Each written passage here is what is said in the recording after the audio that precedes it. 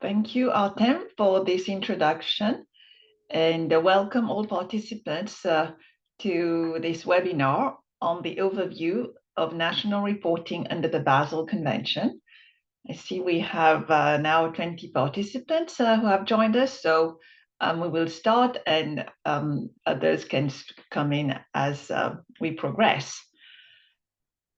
So this webinar is very timely because the national report for the Basel Convention is due by 31 December 2025. And the objective today is really to give an overview of the requirements for national reporting and how to submit a national report and it's targeted to new focal points under the Basel Convention. So first, we will start by doing a little survey to understand who's in the audience. I will ask Artem to launch the survey and invite you to quickly give us an answer.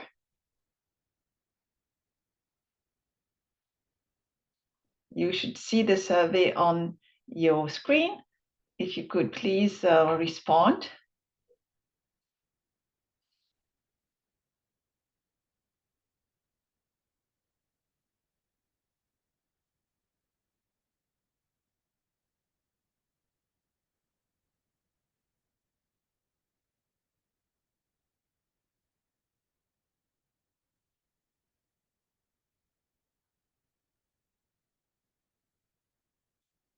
Yes, I see. Yes, we have most people having participated. Okay. Well, thank you very much. I will now end the poll. And just to quickly share the results with you, you will see that we have half of the participants who have some prior experience with national reporting, and half of you have no prior experience. So again, today we will have an introduction covering what is needed for reporting and how to submit the national report. We will not, however, go into in-depth detail into all the questions of the national reporting questionnaire. Now, let's turn to the requirement for reporting. That means that parties to the Basel Convention have the obligation to submit a national report in accordance to Article 13 of the Convention. And this is the responsibility of the focal point of the Basel Convention, and several of you have that function. So it is your responsibility. Of course, usually that entails coordination with other members, parts of the government, to make sure that you have the answers to all the questions of the national reporting questionnaire. To facilitate submission of national report, an electronic reporting system has been developed by the Secretariat as mandated by the Conference of the Parties to the Basel Convention. Of course, one question that many focal points have generally is, besides this being an obligation, why is it important to report? What's the use of filling out this questionnaire? First and foremost, the national report is important as an information exchange mechanism. As you may know, at the heart of the Basel Convention is the prior informed consent procedure, which relies on parties exchanging information on the transboundary movements of hazardous waste and other waste. And there's several questions, as we will see, in the national reporting questionnaire relating to the information that is useful for an effective prior informed consent procedure implementation. The information in the national report is also useful for assessing progress in the implementation of the convention.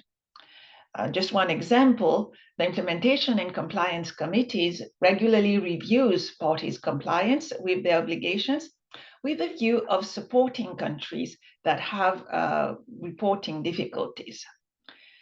But the information is also used more broadly by the Conference of the Parties and its subsidiary body in decision-making. So one example was a strategic framework for the implementation of the Basel Convention for 2012 to 2021, which has just been completed. And a lot of the information that was used for developing recommendations on implementation of this framework came from national reports submitted by parties.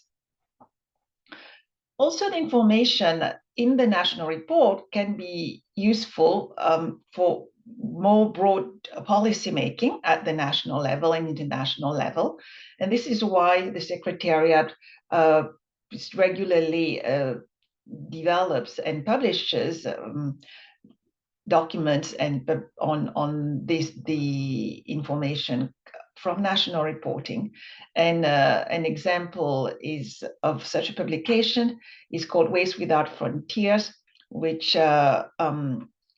looks at trends in transboundary movements and the generation of hazardous waste using heavily the information contained in national reports. And also the information that from reporting helps countries contribute to monitoring of sustainable development goals in several ways. And then there's one very specific target under SDG 12 that is about very specifically on performance in submitting national report to the Basel, Rotterdam, and Stockholm Conventions. Let's look now at what should be reported. The information to be submitted is first and foremost set out in Article 13 of the Basel Convention. And then in addition, the Conference of the Parties have transposed that information into a reporting format. And this reporting format is adopted by the COP and regularly updated through various decisions. The last major revision was adopted for reporting for 2016, but then there's been recent revisions at COP 14 and more recently at COP 17.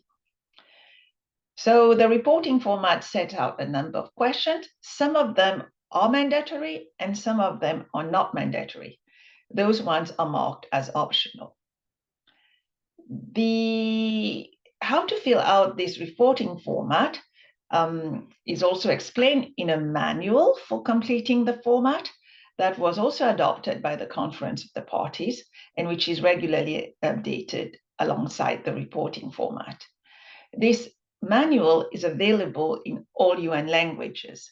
This is important to note because the reporting format itself that is available for countries on an annual basis, the reporting questionnaire, that I will explain in a few slides, is available in English only.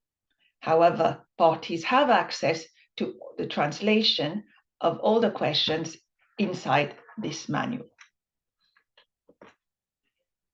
When should reports be sent? The answer is annually. While this might appear burdensome for some countries, the reason for the frequency is because there is information in the format, in the reporting questionnaire about activities that happen on an annual basis. So, of course, then this information changes every year and the report has to be submitted every year. So according to the Basel Convention, a report has to be sent before the end of each calendar year on the previous calendar year. What that means is that there's the deadline for reporting for the 2024 report, that is information on what happened in 2024, needs to be submitted by 31 December 2025. Let's look now at some of the highlights of the reporting questionnaires. As explained, I will not have the time to go into details into the entire content of the reporting questionnaire. So here, just highlighting some important aspects. There are 7 questions and 9 tables in these questionnaires. And for example, the questions cover information related to implementation and information exchange, such as on the contact details of the focal point and the competent authority. The competent authority to the Basel Convention is the one who receives and sends information for the prior informed consent procedure. So it's very important that this is up to date so that this mechanism can work. And then under question 3, there's information on restrictions on transboundary movements. Here again, this helps the implementation of the prior informed consent procedure, because countries can look at what is allowed for import into the territory of any party. Then under Table 2 and Table 3, countries provide information about the disposal and recovery facilities that are present in their national jurisdiction. So, since a lot of the information, such as the ones that I've explained, do not change from year to year, to help parties in national reporting, the Secretariat pre-fills this information from the latest available questionnaire. So every year, the same disposal facility remain in each country, but of course some might close, some might open. So it's important then that every year there's a review of this pre-filled information and update are made. As I mentioned, the National Reporting Questionnaire also asks for annual information. And most of this is quantitative in nature and relates to the transboundary movement of hazardous waste and other waste. That is the case for Table 4 and Table 5, where detailed information on these transboundary movements are requested.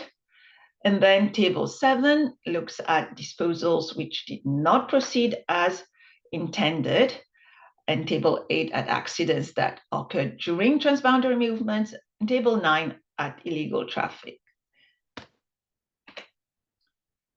I leave you with the link to the manual for completing the format for national reporting, which will explain all the questions in more detail, as well as give instructions on how to answer the questions. We also have for you a user manual for completing the reporting questionnaire using the electronic reporting system of the Basel Convention, which we will look at in a few slides. So let's look again now at how to report. The manual, the format for reporting used to be submitted in paper form, but of course this is quite cumbersome, and so an electronic reporting system has been developed whereby the format is transposed into a questionnaire. And as a reminder, this is to be completed by the focal point. What happens after submission is that the Secretariat undertakes a quality control, especially on questions like Table 4 and Table 5, whereby there's a lot of detailed information. And the information, if it's not in the right format, cannot be imported in the national reporting database. So the Secretariat undertakes a review of this information and reaches out to parties for clarifications when necessary. To access the electronic reporting system, you can go to the link shown on the screen here, and you will come to a page that it gives instructions on accessing the questionnaires for each year. So just to note, you will have to go to the bottom of this page where you will see a list of questionnaires for the current year and the previous years. It means that you can not only complete the National Reporting Questionnaire for 2024, but also for previous years in case you haven't done so already. When you click on one of these links, this is the type of window that will open, and it then requests that the focal point puts in their credentials, so the login and the password. These credentials do not change every year. So around October or November, the Secretariat sends an email reminder to the focal point with the credentials. You should have received this email already, probably at the beginning of this week. Now, if during the course of the year you forget the credentials, there is an account recovery functionality on the ERS webpage that allows you to retrieve those credentials. What's important to note here is that this information is sent to the email of the Basel Convention focal point that we have on record. So sometimes countries come to us and say, well, I'm not getting that information. That's because they haven't updated the email address of the Basel Convention focal point. So the email is not going to the right account. And again, it's very important that the focal point and competent authority information be kept up to date so that the Secretariat and other parties can reach you to facilitate implementation of the convention. And you can do this by completing question 1 of the national report, or simply by sending an email to the Secretariat. This is how the questionnaire looks like when you enter the ERS after putting in your credentials. You will see that on the left, there are a number of pages that are listed that you can click on to move from one question to the other. You can also do that using the top bar. There's a toolbar at the top of the page for navigating through the pages of the questionnaire. And then for each page, of course, there's a main area where you can enter the information requested. And to explain that, for each of the questions, there is a link that explains the relevant articles and decisions of the Conference of the Parties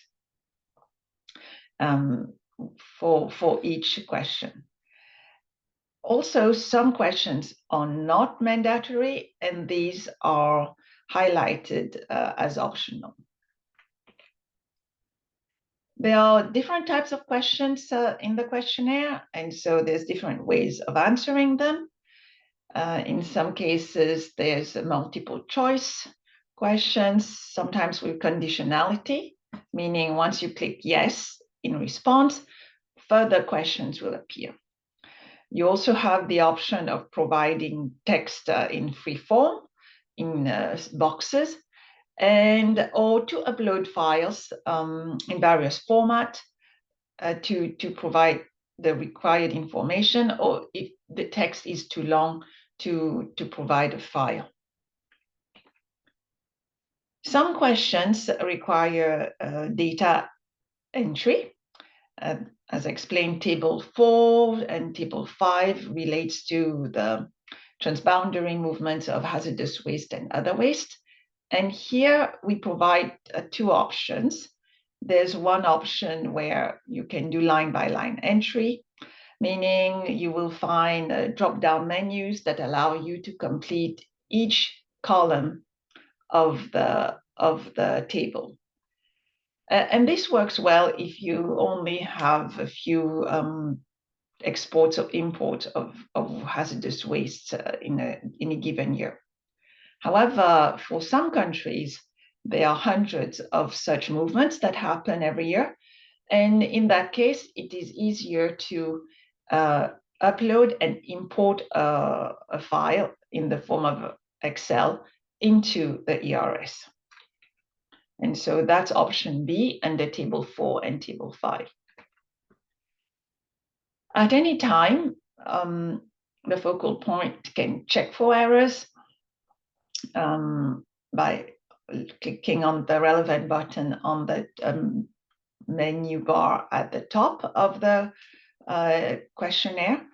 And then in this case, an alert will appear highlighting incomplete or invalid responses. Also note, of course, an important feature is the possibility of saving changes. So you don't have to complete the national report in one go. You can save changes and come back later.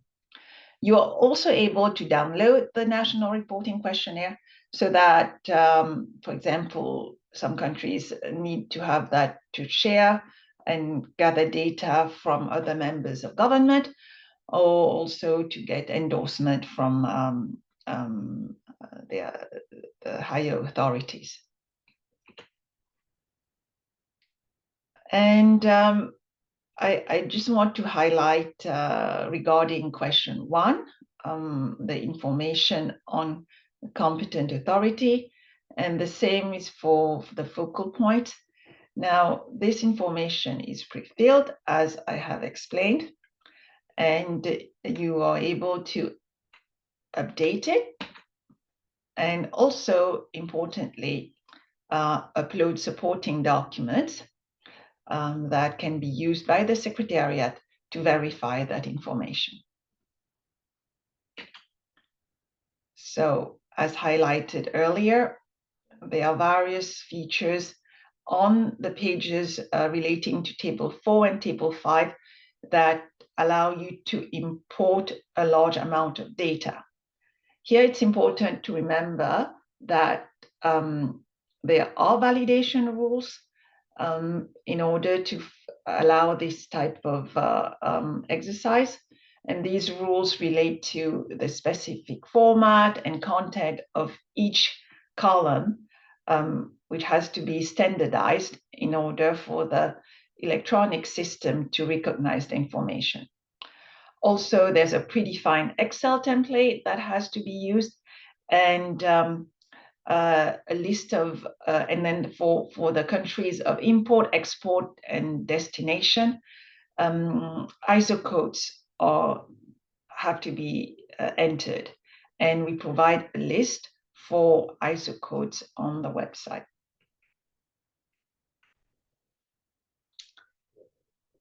Now, let me flag an important page of the reporting questionnaire, and this is the first page, which is what you will see after you log into the questionnaire for any year.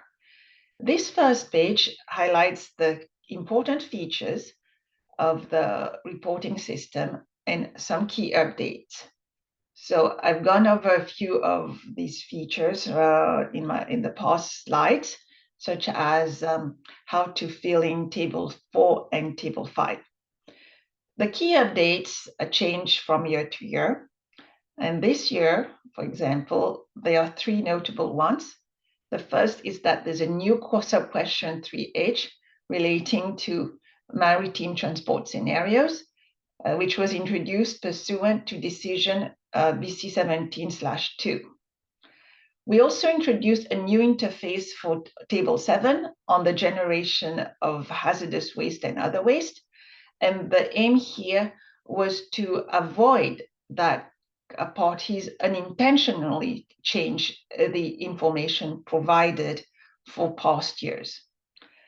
And finally, under for Table 4 and 5, we also now provide the possibility of reporting on territories as country for import, export, and transit destinations. So in past versions of the ERS, we only provided that option for states, and now we've added the territories because there's also transit happening through territories or importation from territories. So this provides a more complete picture of the movements that are happening.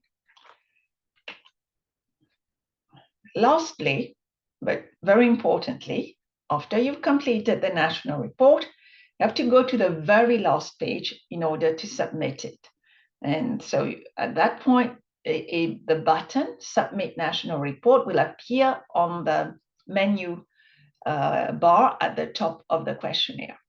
And when you click on it, though, what you will first see is an alert that will appear that flags pages that might contain incomplete or invalid answers.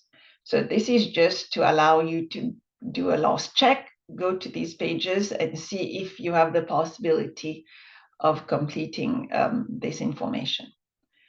However, these alerts do not prevent you from submitting the report. This is very important to understand. It's just there to help. You can submit the report without completing all the information if that is not available at this point. And so you go back and you click again the Submit the National Report button, and the report should be submitted. You, as the focal point, will receive an email notification in that regard.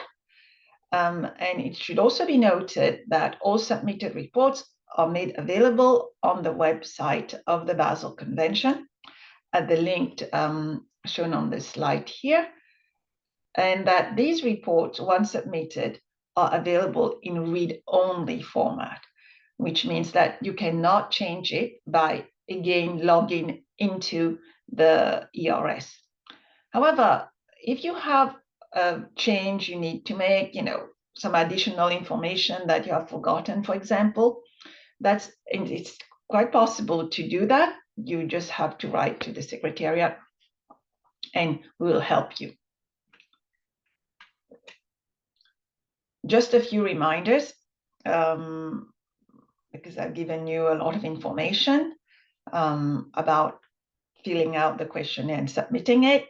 So information is pre-filled for question 1 to table 5.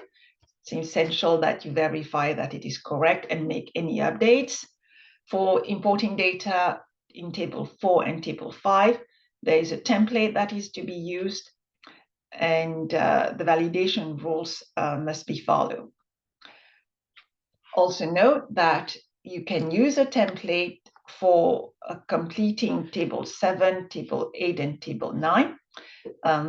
You can complete those and then upload the file onto the questionnaire.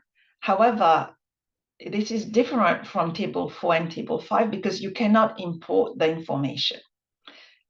Only the file will be available in the ERS.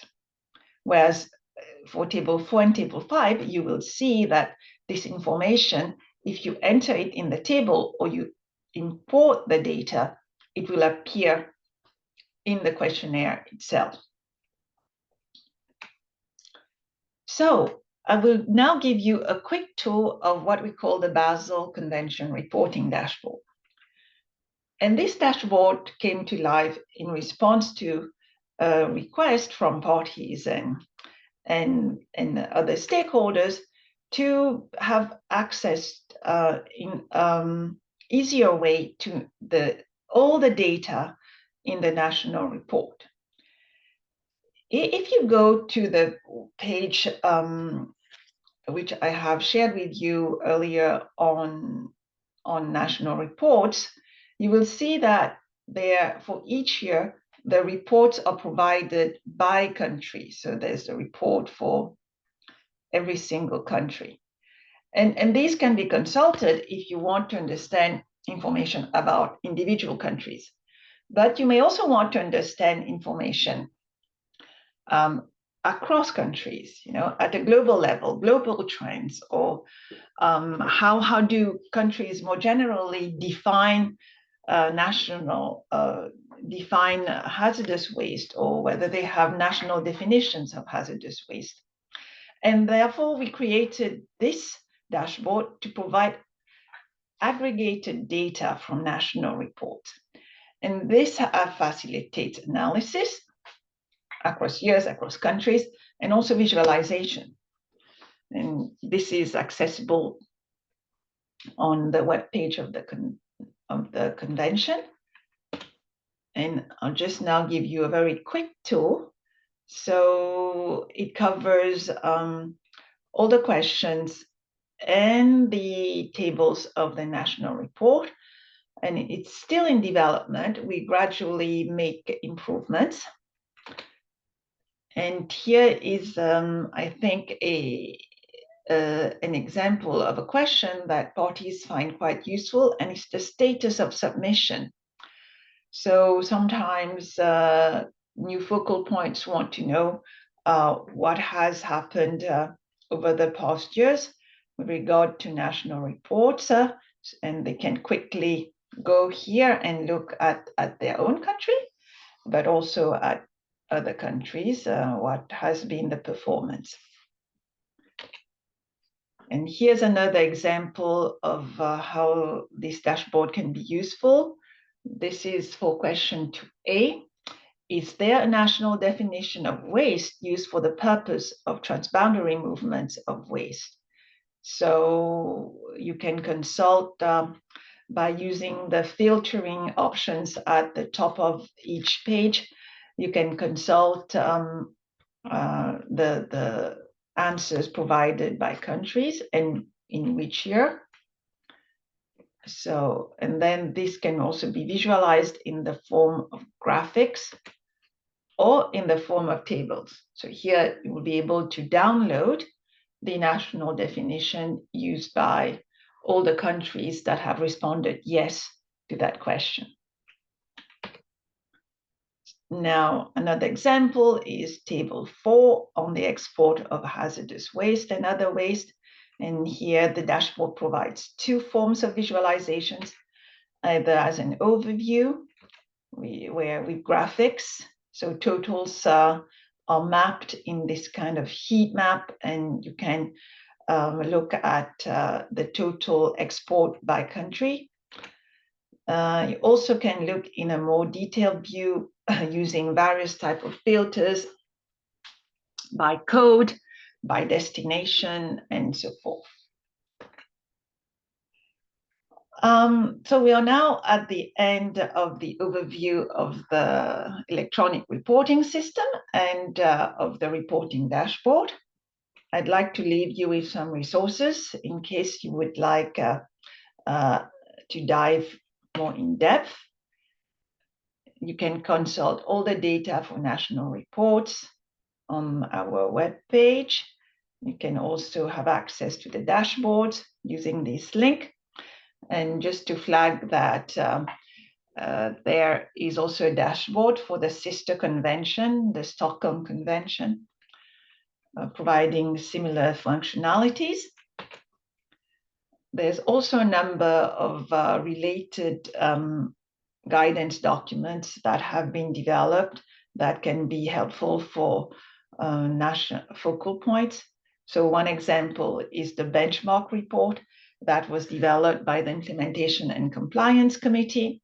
And here it shows, for example, how countries have answered different questions and in a way what is the best practices for answering the national report. And then we also have guidance on specific waste streams to facilitate the work of countries in undertaking inventories of hazardous waste and complete Table 6 of the national report. In case you need assistance in completing the report, the Secretariat is here. I will leave my email address, so you can always contact me. Also, we regularly have trainings organized through workshops. And for example, we had one organizing the GRULAC regions 2 years ago, and we're planning one also next year. And so these regional workshops allow countries to learn about national reportings and also exchange information on how to address challenges that they all encounter in completing the report and collecting information for that purpose. As I mentioned, the Implementation and Compliance Committee does a lot of work to support countries in complying with their reporting obligations. And so also we have regional centers who can be tapped to support national reporting efforts. One question that many parties have, though, is there any financial support for national reporting? And here I'll direct you to the special program, which is managed by UNEP, and which has as a main objective to support to build capacity for national reporting, amongst other things, for the 3 conventions, the Basel, Rotterdam, and Stockholm Convention, and the Minamata Convention. So in case you need information, please turn to this webpage, or you can also contact, if you need help contacting the Special Program Secretariat, we can also assist. The last reminder is that the report for 2024 is due by December 2025. And if you have any questions, do not hesitate to reach out. You have my email in this presentation, which will be shared with you after the webinar. I will now stop and we will open the floor for the Q&A session.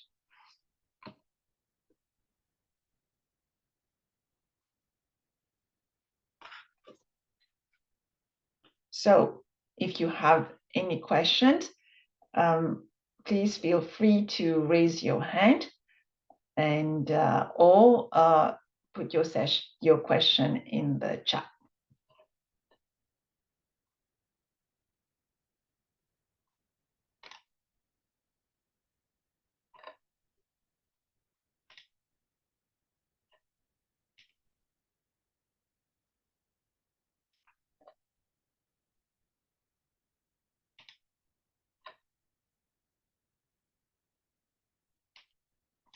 Are there any questions? Do not hesitate.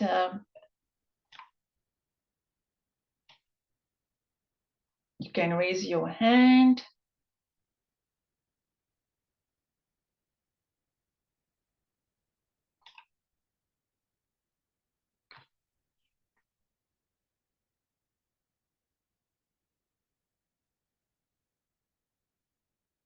Everything appears to have been very clear.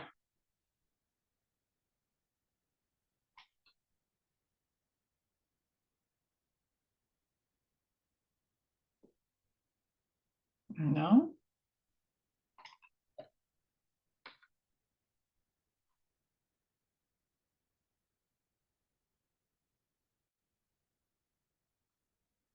Yeah, I see someone says it was all clear.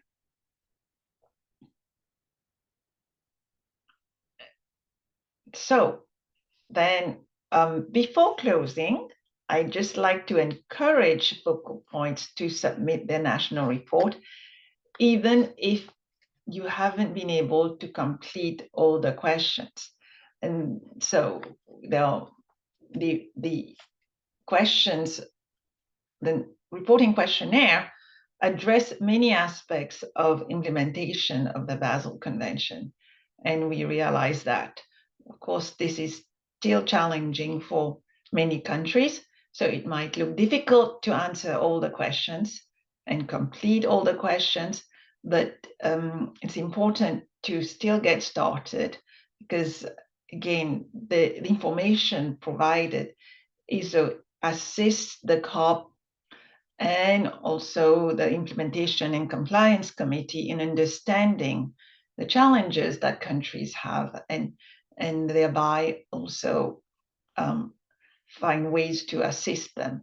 So do not hesitate if you cannot complete the national report to still submit it, or if you need help to reach out to the Secretariat. And then on that note, I wish you a nice rest of the day, and we will close the meeting. Goodbye.